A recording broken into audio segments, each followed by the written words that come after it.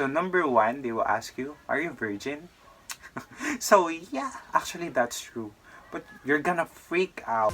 Hello guys! Welcome back to my channel, and for today's video, we are going to talk about occupational terms and jargons that you might encounter when you work for a call center company. So if you are interested, please keep on watching this video. Be well.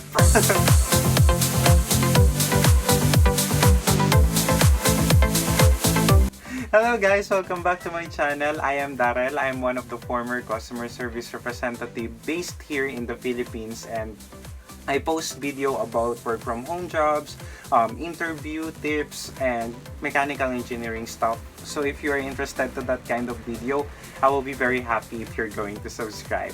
So anyway, let's start with the video. Actually, I prepared 20 terms here that you might encounter when you work for a call center job, because I remember before when I started working at VXI, there are some questions there that I cannot really understand or comprehend. That's why it's a little bit embarrassing, and I just like nod all the time. I was nodding all the time like yes. But the problem is the question is not yes or no. You have to answer that specific question, and that is a jargon, and you don't know what it means. So right now, I think I don't want you guys to experience the same hard time that I've experienced. So that's why I'm gonna tell you these 20 terms that I know of. And at the end of this video, I'm gonna give you a special word or a special vocabulary that you should know when you work for a call center. Alright, so let's get started. So for the first word, we have here CSR. So CSR stands for Customer Service Representative. So basically, if you're going to take in calls and you are doing chat support, then you are a customer service representative because you are addressing the customer's concern. But take note that even though that you are working for a call center company, it doesn't mean that you are a CSR. Because, say for example, if you are applying for a job of HR, of course, you are HR and you are not customer service representative. I think that you already get the gist of that. So let's move on to the second word. The second word will be Berlitz. So Berlitz, you might encounter this one during the interview process or the application process. Because Berlitz, this is actually an assessment or an examination where it will be assessing your capabilities of speaking the target language. So since we're in BPO, that's going to be English. So what I've experienced during that time, I was in a room where I'm going to face in front of a monitor, and there will be some situations popping there, and you have to answer those questions impromptu. So say for example, you're a flight attendant and you have handled a VIP person. How could you tell him that the flight is delayed or something like that? So those are the kind of things that you do during the Berlitz. And I think that this is also the hardest process of the job application, because I just think that it is the hardest part, because I'm not really that confident during that time, because I wasn't able to say what I really wanted to say because maybe of the noise and the nervousness inside of me. So that's why I'm not really confident with that stuff. But anyway, I am glad that I was able to pass. So thank you. Yeah. Alright, the third thing will be mock call. So mock call, I think during the interview process, some might also experience to have mock calls. So when we say mock calls, this is actually just from the word itself, it is mock.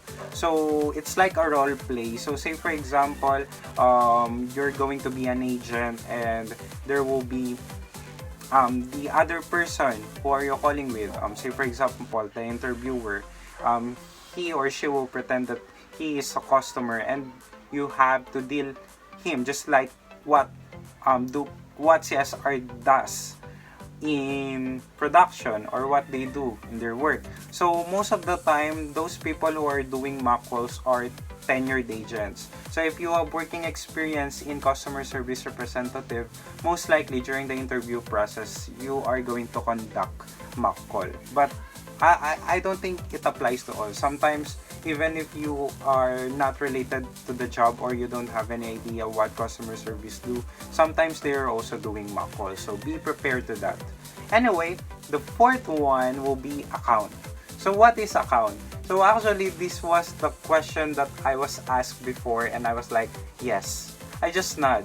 But you know what's the problem? It is not a yes or no question, but I answered it yes. So I was a little bit embarrassed, and after that, I just redeemed myself by asking the question, what do you mean account?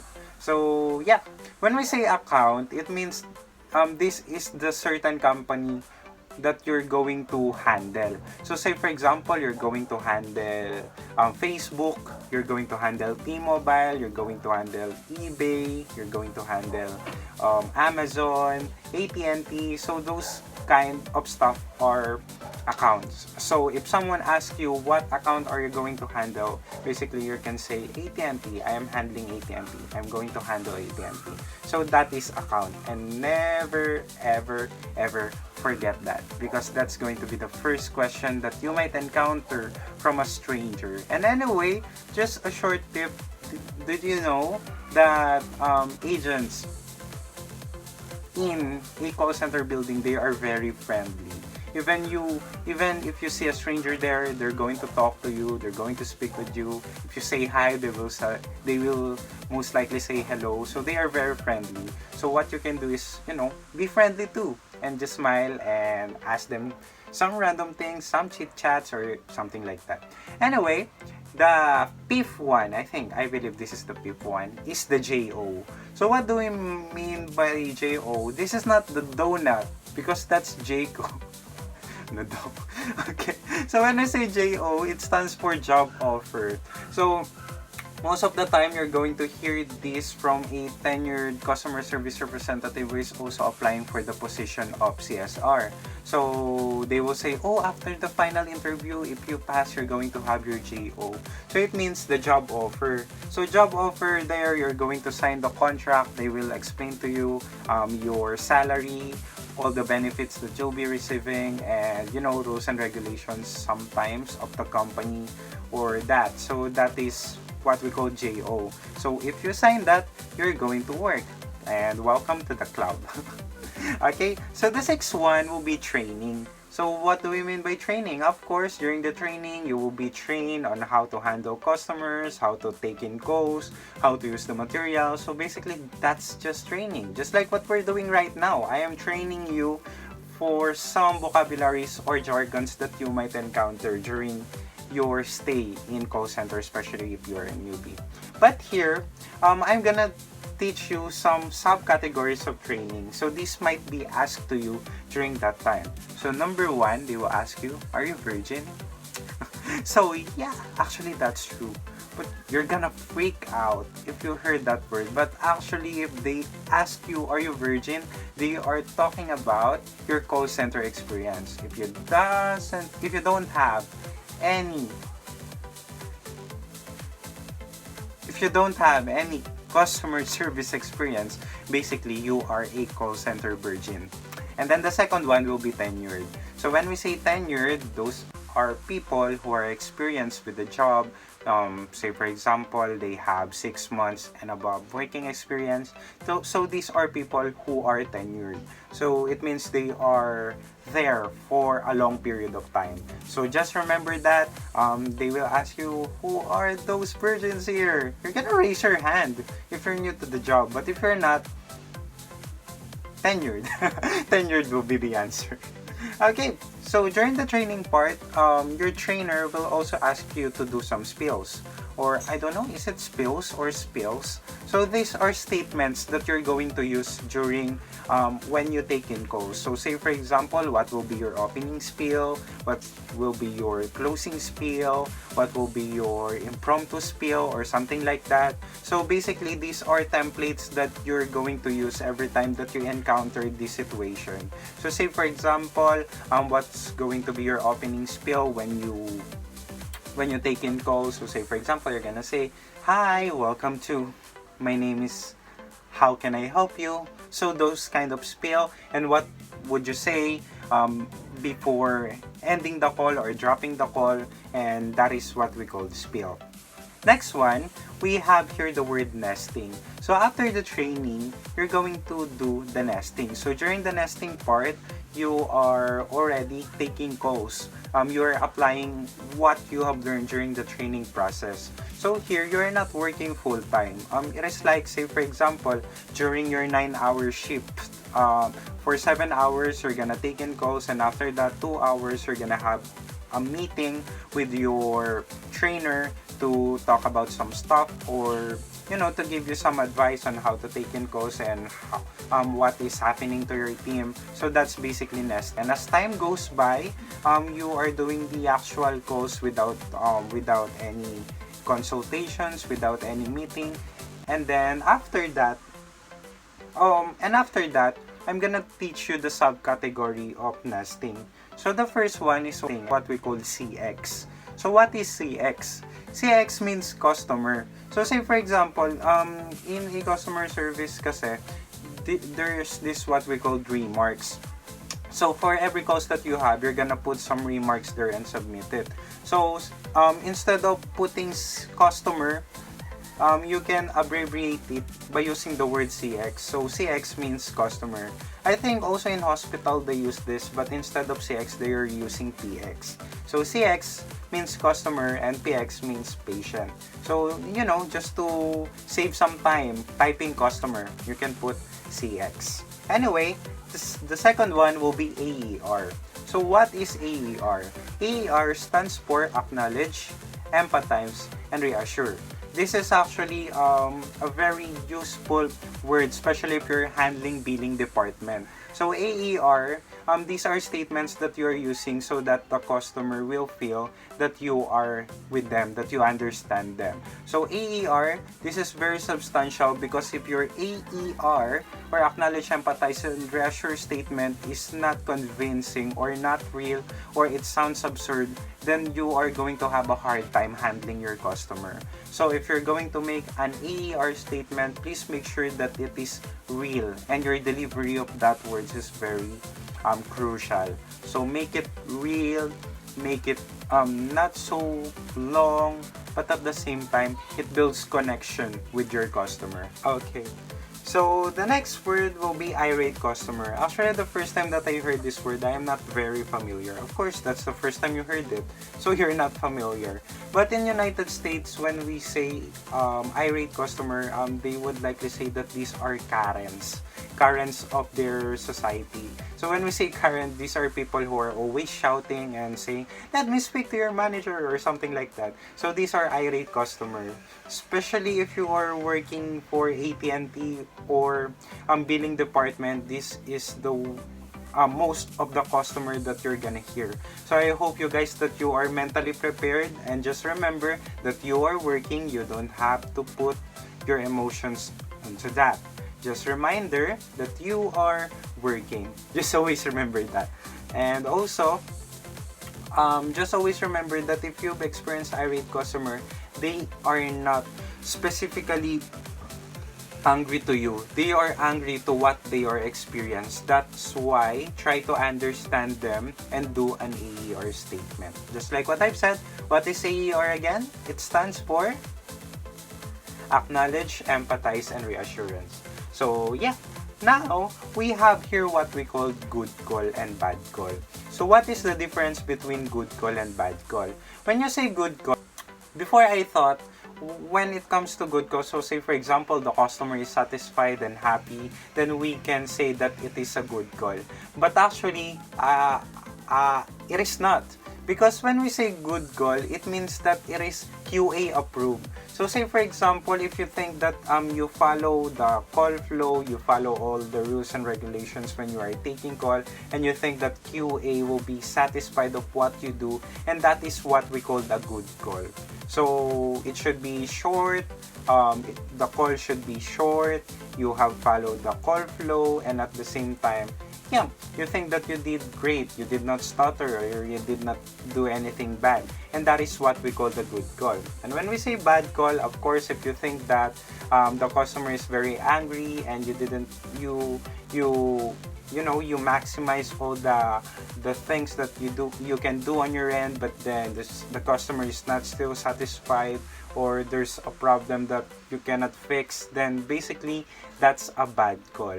So yeah, sometimes it happens, so never down yourself if ever that you've experienced bad call.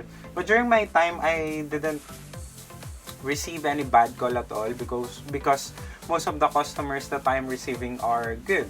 And even though I experienced irate customer due to AER, I was able to prove that AER is very powerful, because an irate customer can be a good customer if you just provided a good statement and acknowledgement. The second one, or the next one, will be AHT. So what do we mean by AHT? AHT, it means average handling time. So from the word itself, this is the average time that you are handling a customer. So I think a very good AHT starts from 8 minutes to 12 minutes. And if you exceed that, that is a bad AHT. And if you finish after 3 minutes, I think that's also a bad AHT. But actually, it depends upon the situation. But you know what? You really have to handle your AHT, because it is important for your stats. During that time when I was in call center, my AHT is very bad, because I maximize all the time to address the customer's concern. I make sure that everything is correct. I make sure that they are satisfied with the services that I have. So that's why sometimes my AHT falls in 28 minutes to 30 minutes, and that's not really good. But at least I was able to handle my 5 stars. 5 stars, I mean the stats. So yeah, the next word from that, from the word itself, just like what I've said, it is stats. So there are 3. These are detractor, neutral, and promoter. When we say detractor, the customer have given you a bad ratings. So basically, this is a very bad start for you if you're going to receive a bad rating on your first day. When we say neutral, they are not that very satisfied, and they are not satisfied at all. So basically, neutral, it's just the middle. And the last one will be the promoter call. So when we say promoter call, they commended you, you did an excellent customer service experience. So this is a very good way to handle your stats. So remember, in a call center, you are handling your stats. You are also looking for your AHT, and last one, you are looking for your sales if you're going to work in a billing department or the sales department. So that is for the nesting. The next one will be what we call production. So what we say production. So production, if you pass the nesting stage, you are going to get endorsed to the production.